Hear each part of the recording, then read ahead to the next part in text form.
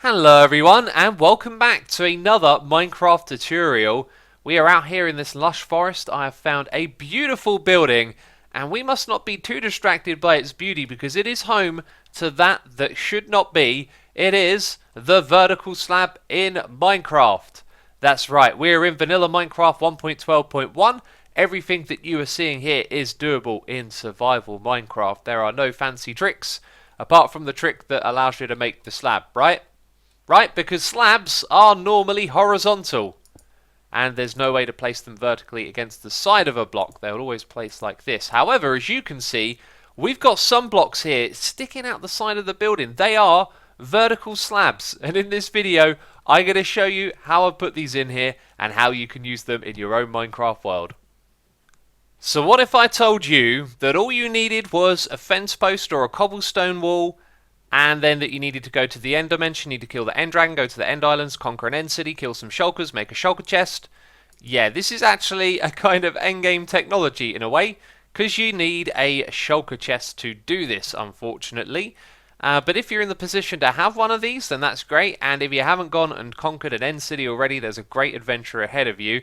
But with these things, we can make these vertical slabs, and also these blocks over here can be used to make them. So that is your build palette. You need gravity affected blocks. We have all of the concrete ones here, two of the sands and the gravel on display. Let's pick a random color and I'll show you exactly how you do this. Now I'm going to go into a lot more detail than I show you in this first example, as there's quite a bit to know about this. Let's place a block down here and a cobblestone wall there. And then what we do is we drop our gravity block down onto the cobblestone wall, which can also be a fence post, and then we push it along with the shulker box. And then we break this, and it doesn't work. Oh dearie me, that's because actually what you need to do is start off with two of these. Let's do it again. Let's open that shulker box, and then you replace this one here with a regular block, break the other one, and now it actually sits down on the side of the block. I'll explain exactly why it does that later on. Now you may notice that this thing is bobbing up and down. It'll do that until you relog. When you relog into the world, it will no longer bob up and down.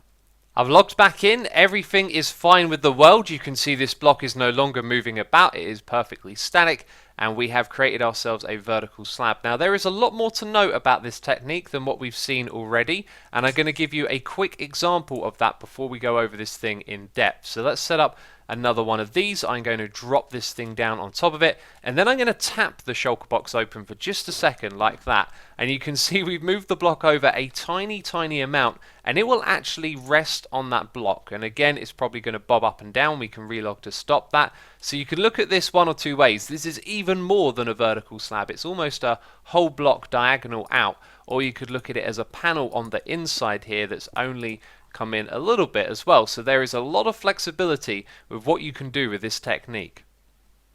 So if it wasn't clear, we are working with the falling sand entity. When a sand block falls, it is temporarily transformed into an entity, and that entity can land on top of a fence post and stay as such. And this is probably why you see it bobbing up and down until you relog. That would probably be classified as a bug.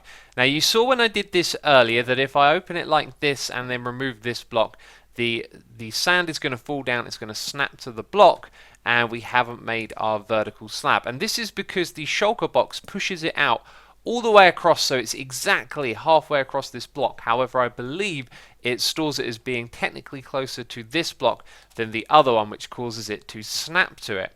So what we can do to make our lives easier is put different blocks in front of it. If we use the iron bars and open this thing, it's not going to push it further than the iron bar. As you can see, the entity collides with the iron bar. We can remove that, and now it sits down on there. And notice that when I place this block underneath, it will snap to it. So that's something really important when building.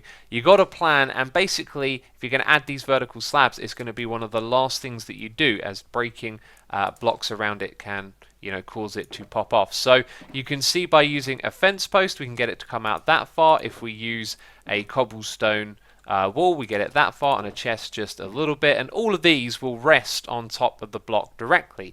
If you just push it out all the way across, then it's going to snap to the other one, which is why you have to use that technique where you swap them around.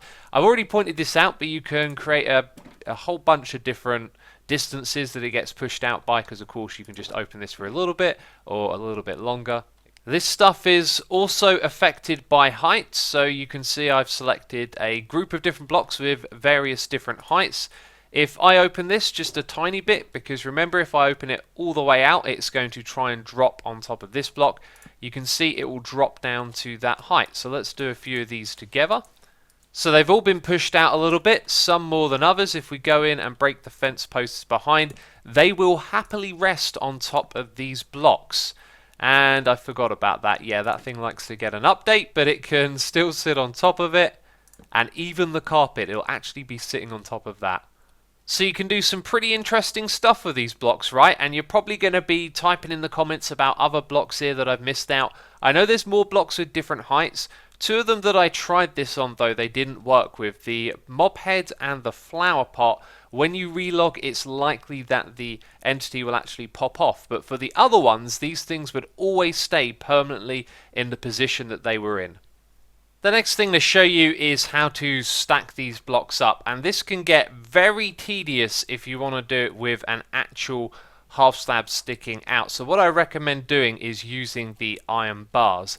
Now let's say we want to fill up these 3 blocks. What we're going to do is come up the top here and put an iron bar there, put a cobblestone wall here, and we're going to drop that onto it, remove this block, push it across, and then we're going to remove the cobblestone wall, and it's going to drop all the way down. Then what you want to do is drop a block behind it, and that's so that the next block can land on top of the block that we just placed. So if we put our cobblestone wall back and repeat the process, then it will be nice and easy. Now the reason that we're doing this stuff all the way up here is because if we do it closer to this stuff, we have to keep removing our shulker box and other blocks that we're using to replace it, so it's much easier to do it from up here. So anyway, this is the last one. Place that in, push that across, remove it, down it goes, place a block there, put your block above, and there you go. We've put slabs on the front of the wall.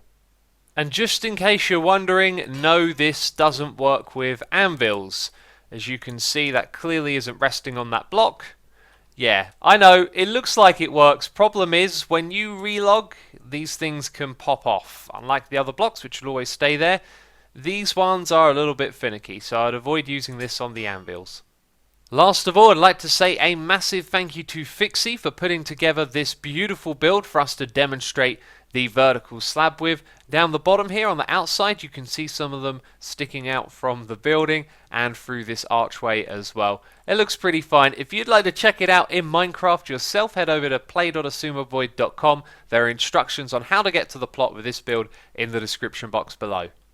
So that's it from me this video. I hope you have enjoyed it, and on your screen you'll see a link to a video of me raiding end cities, giving you loads of tips. So if you need to go to the end and get yourself some shulker boxes, that will probably be a perfect video for you to watch right now. Anyway, that's it from me. If you enjoyed it, leave a like. As always, thank you for the support, and I'll see you in the next one. Ciao for now. Bye bye.